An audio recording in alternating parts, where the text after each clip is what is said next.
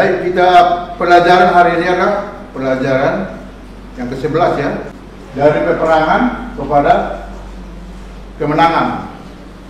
Tentunya kita lihat apa judulnya ini. Kalau peperangan ada satu bentrok, terus di akhirnya ada kemenangan. Jadi proses antara peperangan dan kemenangan ini ada pengorbanan.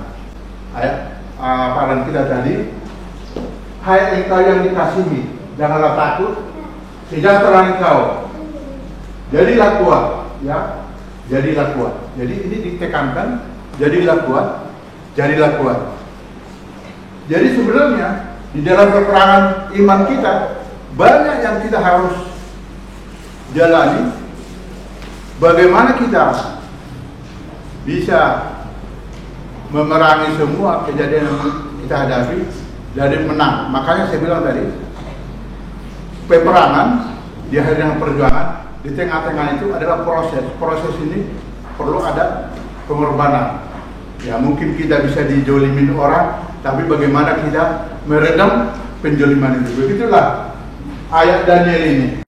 Berkabung dan berpuasa. Ya. Kalau kita lihat di sini, berkabung dan berpuasa. Pada waktu itu, aku Daniel bergabung 3 minggu penuh. Kita lihat ya, betapa proses yang pengorbanan itu, dia berpuasa selama 3 minggu. Inilah proses perjuangan, bagaimana dia bisa meyakinkan masyarakatnya untuk kekuatan dua daripada Daniel itu. Mengapa Nabi Daniel begitu putus asa? Segera setelah pembangunan kembali bait suci dimulai, orang-orang Samaria mengirim surat kepada Koreshi untuk menghentikan pekerjaan, atau terdapat di Esra 3 ayat 8 sampai 13, terus Esra 4 ayat 4 sampai 5. Ya. Daniel memutuskan untuk berpuasa dan berdoa selama 3 pekan. Apa yang dapat kita pelajari dari reaksi Nabi Daniel? Di sini kita lihat, datanglah kepada Tuhan. Dia dapat menyelesaikan setiap masalah dan tantangan yang tidak dapat kita atasi. Apa yang dilakukan oleh Daniel pada saat itu adalah dia datang kepada Tuhan untuk meminta pertolongan dan kekuatan, seperti yang tertulis di Matius 11 ayat 28. Di sini dikatakan, hai yang berbeban berat, datanglah kepada aku, katanya. Jadi seperti inilah itu, datanglah kepada Tuhan. Jadi kita percaya kalau kita berbeban berat di dunia ini, ya, kita doakan supaya kita itu bisa terlepas dari beban-beban yang kita hadapi. Inilah salah satu posisi kita sebagai manusia ciptaan Tuhan. Tidak ada lain, orang lain pun bisa mengalami beban yang berat juga, tapi nggak bisa memberikan suatu pertolongan sama kita. Tapi kalau Tuhan, dia udah pasti. Penglihatan tentang Kristus, sama seorang dengan keinginan tersebut, penglihatan ini serupa dengan seorang dalam Wahyu 1. Kuangkat mukaku, lalu kulihat tampak seorang yang berpakaian kain dan berikat pinggang emas dari upas. Jadi kalau Tuhan itu selalu mendengarkan apa yang kita sampaikan, apa yang kita minta, supaya Tuhan itu bisa memberikan sesuatu hal sesuai dengan kebutuhan kita sebagai umat manusia. Mungkin inilah yang bisa saya sampaikan pada hari ini. Nanti dari Pak Pendeta akan memberikan suatu kesimpulan mengenai Daniel pasal 10. Intinya adalah Daniel 10 ayat 19. Kita kembali lihat di dalam ayat pendahuluan apa dikatakan di sana. Hai engkau yang dikasihi, maksudnya Daniel ini, janganlah takut, sejahteralah engkau, jadilah kuat. Ya, jadilah kuat. Sesuatu dalam Tuhan. Daniel artinya Allah adalah hakimku. Memiliki pengalaman yang sama seperti kita manusia. Terbukti dari pasal 10 bahwa Daniel jatuh sakit, jatuh pingsan, saudaraku. tidak bisa mengertikan penglihatan yang dia lihat. Dan supaya dia bisa mengartikan itu lewat pertolongan siapa? Pertolongan Tuhan melalui malaikat Gabriel. Gabri suruhan, utusan, malaikat. Saudaraku, arti malaikat saudaraku adalah messenger, utusan. Karena malaikat itu dari bahasa Perjanjian Baru ya adalah utusan. Dalam Perjanjian Lama malak, utusan Tuhan. Jadi Gabriel utusan Tuhan yang memberikan arti daripada penglihatan. Nah, selama 21 hari atau 3 minggu, saudara dalam Tuhan, dia harus berpuasa, berdoa, berkabung, saudaraku. Tapi malaikat itu mengatakan, jangan takut. Jangan takut. Ya. Lalu katakan, jadilah kuat. Ya, jadilah kuat. Saudaraku, apa maksud daripada pekabaran di dalam ayat inti ini? Bahwa dalam kehidupan Daniel, ketika Daniel pada masa dia di negara Babylon, di mana Raja Nebukadnezar ya membuang dia kemana? Ke gua singa. Dari situ dia tidak perlu takut, saudaraku, karena dia tidak melakukan kejahatan, karena dia tidak melakukan apa? Kesalahan. Tapi kenapa dalam pasal 10 Daniel merasa khawatir, saudaraku dalam Tuhan? Nah, ini satu pelajaran. Sekuat apapun kita manusia, pasti kita akan mengalami nasib yang sama seperti Daniel. Dan supaya itu bisa dilalui, harus dengan apa? Dengan doa tadi. Harus dengan berpuasa, saudaraku, bergabung. Apa arti, saudaraku? Berpuasa, bergabung, meratap. Itu satu pengalaman yang Tuhan inginkan kepada umat-umatnya, saudaraku. Itu maka dikatakan lebih baik kita pergi ke rumah duka yang sedang berkabung daripada kemana? Ke pesta. Walaupun juga ada sedikit berkontrapesi bahwa pakaian pesta harus kita pakai dalam Matius pasal 14. Barang siapa yang tidak memakai pakaian pesta, maka akan apa? Ya, akan diusir, tidak bisa masuk. Itu beda konteks, saudaraku. Tapi artinya, saudaraku, berkabung dengan berdoa, memohon kepada Tuhan rahmat. Mikael, saudaraku, ingat bahwa malaikat di sorga ada namanya Mikael, ada Gabriel, lalu ada juga disebut dengan serafim, ada juga disebut apa? Kerubim. Kalau ketubim itu nabi, ketubim dari bahasa Ibrani. Tapi kerubim, kerub yang berjaga, saudaraku. Serafim itu adalah mengarah kepada jamak, itu kelompok. Kalau Gabriel dan Mikael adalah pribadi, tapi serafim, saudaraku, adalah apa? Adalah kelompok. Jadi Lucifer adalah termasuk serafim, ya, serafim, saudaraku. Jadi lebih tinggi dia punya apa? Posisi, kedudukan. Dan juga Gabriel lebih tinggi, saudaraku, daripada serafim, ya, karena mereka adalah disuruh, saudaraku. Nah, kerubim, ini, saudaraku, yang dijaga oleh siapa, saudaraku? Ya, Mikael, saudara. Yang tidak bisa, Pak, yang tidak bisa itu mudah dikotori. Termasuklah, saudaraku, adalah Taman Eden, kerub. Itu makanya ketika Adam dan Hawa berdosa, maka itu langsung apa? Diangkat, saudaraku, supaya jangan itu kotor.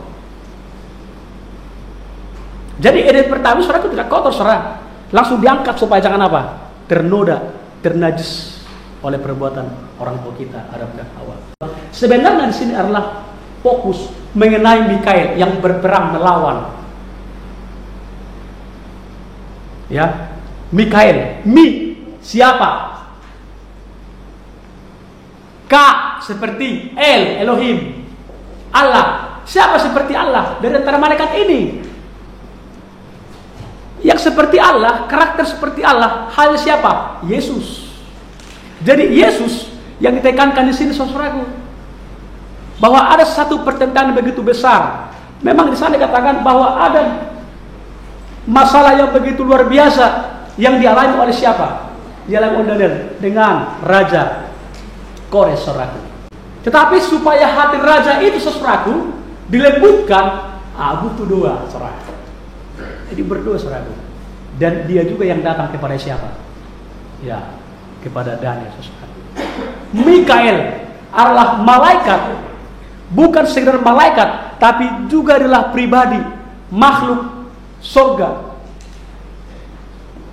Ya, pemimpin bala tentara surga. Pemimpin kepala pasukan, udah pemimpin kepala pasukan lagi, saudaraku. Berapa kali dia, Pak? Jadi Yesus yang masih apa? Masih mengendalikan sejarah. Saudaraku, ya seperti apapun perjalanan umatnya Daniel, ya seperti ya yang pernah kita pelajari kemarin tentang Nehemia, Esra, Tuhan mengendalikan. Bahkan sesuatu yang tidak masuk akal, saudaraku, negara lain pemimpinnya memberikan amanat, memberikan rekomendasi, memberikan apa? Perintah 457 Artasasta. Sebelumnya pun sudah diberikan Darius untuk apa? Untuk kembali memperbaiki Yerusalem. Kenapa Yerusalem, saudaraku? Tidak bisa dilupakan dari secara bangsa Israel, saudaraku.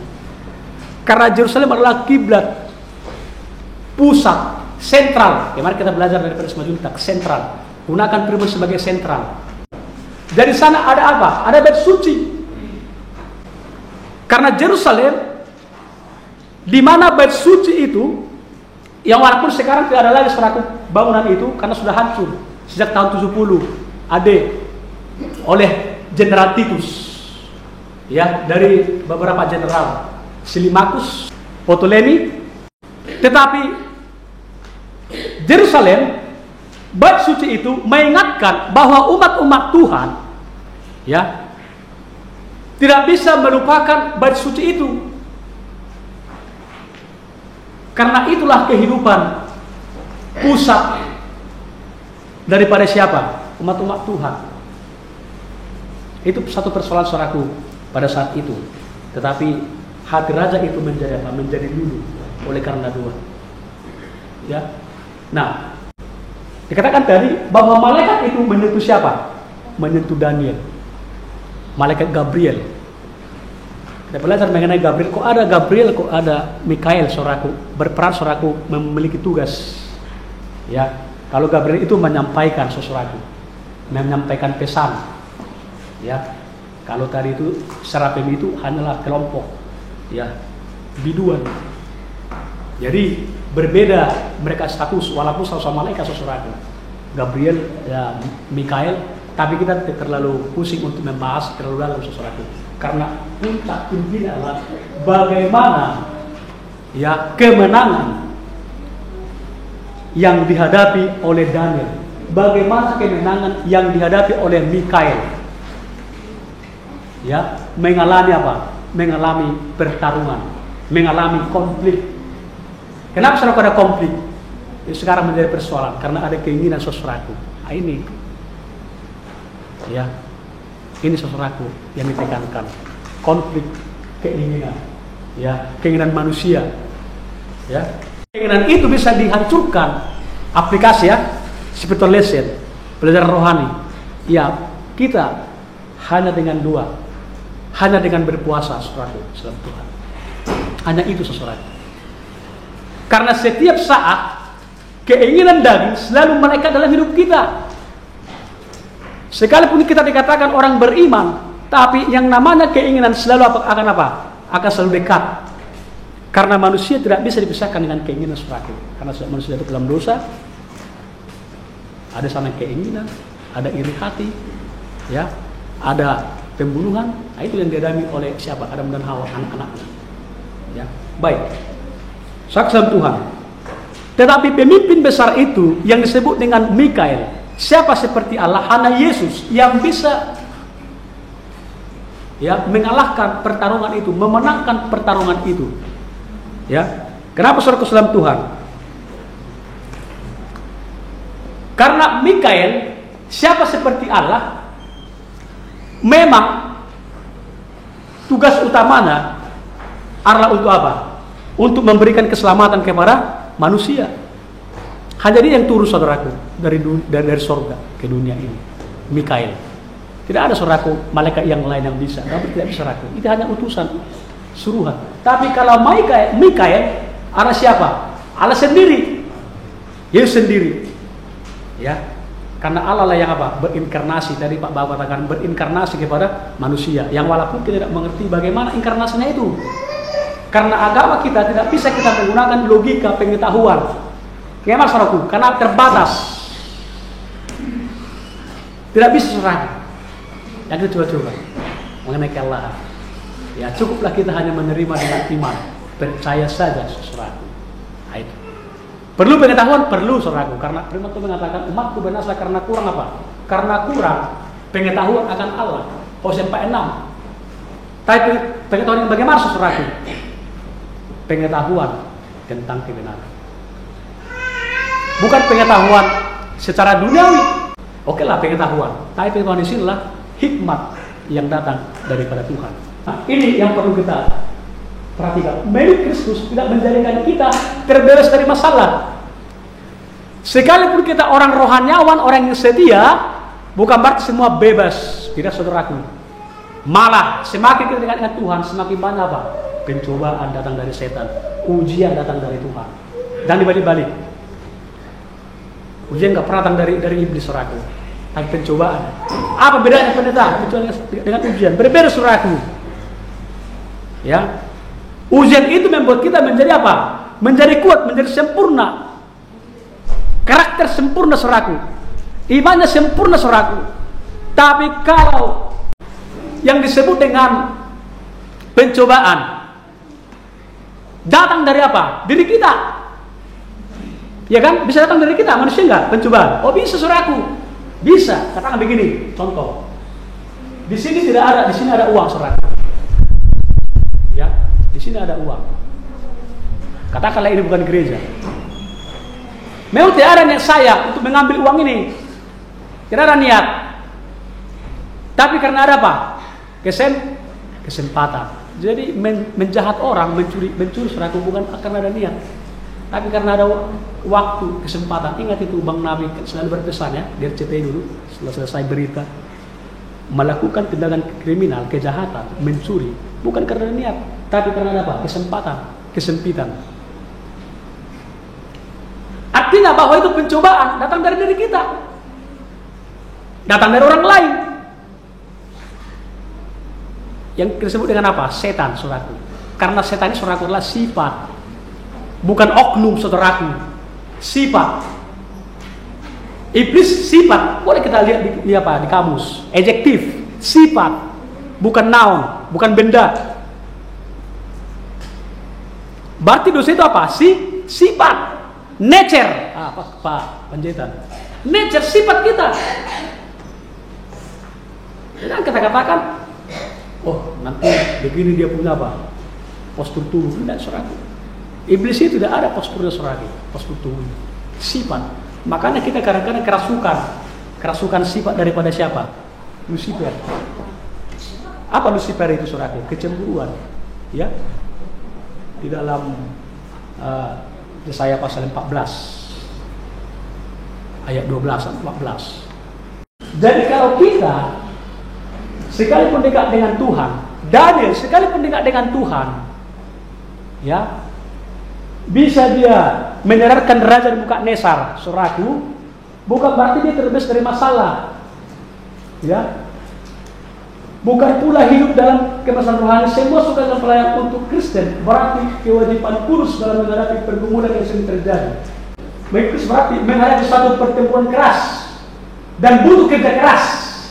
Karena peperangan kita bukan melawan apa saudaraku? Jadi bahwa peperangan kita bukan peperangan melawan daging dan darah saudaraku, tapi melawan para penghulu malaikat, ya, para pemerintah saudaraku. Seperti yang mana? Berarti boleh kita melawan pemerintah, bukan itu konteks saudaraku. Karena memang di diri saudaraku ada juga apa? ya malaikat-malaikat jahat yang sering mempengaruhi kita. Ya, ada malaikat baik, ada malaikat jahat. Ada orang baik, ada orang jahat. Sukacita bagi kita adalah kemenangan yang diperoleh untuk Kristus dalam peperangan yang bersungguh-sungguh dan penuh perjuangan. Perjuangan, saudara. Kenapa perjuangan? Membutuhkan, ya, sangat dibutuhkan dalam upaya iman kita, saudara. Karena kita dulu saudara sedang bergumul, dan sedang bergumul, ya. Saudara boleh juga dia mundur, dia kan, saya mengalami apa? Mengalami penderitaan, saya dibuang ke gua singa, ya. Kemudian Daniel juga, Pak. Daniel juga, ya, dia ada di istana, jelek-jelekin, ya, yang disebut dengan Deus Meloti, artinya bahwa dia sedang apa? Sedang dicari-cari kesalahan. Tetapi tak satu pun dia ada kesalahan. Memang menjadi orang benar, saudaraku, tidak mudah, saudaraku. Orang yang baik, saudaraku, selalu ada tantangan. Tapi ingat, saudaraku, bukan berarti kalau orang baik kita mundur, saudara. Menjadi orang benar kita mundur, saudara. Karena Tuhan melimpahkan kepada kita kekuatan, ada pahala, saudaraku. Ada upah kita, saudaraku. Daniel ada upahnya, saudaraku, ada, saudaraku. Dengan Daniel, keberadaan Daniel, maka Raja Nebukadnezar menjadi bertobat. Bagaimana Nebukadnezar, saudaraku, yang begitu sombong, yang digambarkan paruh emas. Memang pada saat itu mereka dijuluki dengan negara yang sangat kaya, saudaraku, emas. Akhirnya apa? Rontok itu dengan batu. Ketika batu itu berguling, mengartikan siapa itu batu? Yesus, batu penjuru, saudaraku. Batu karang.